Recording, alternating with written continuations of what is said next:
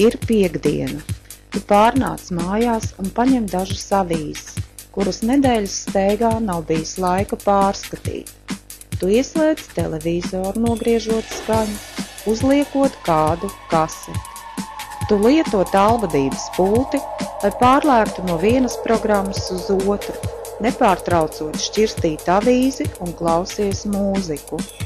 Avīzē tu neatrod nekā jauna, televīzijā rāda atkārtojums, bet savas mūzikas ierakstus tu jau zini no galvas.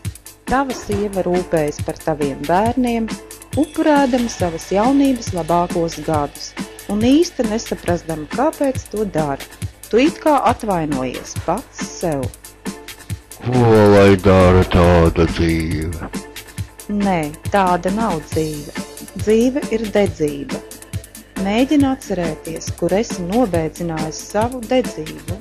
Ņem sievu un bērnus pie rokas un ej to meklēt, kamēr vēl nav par vēlu.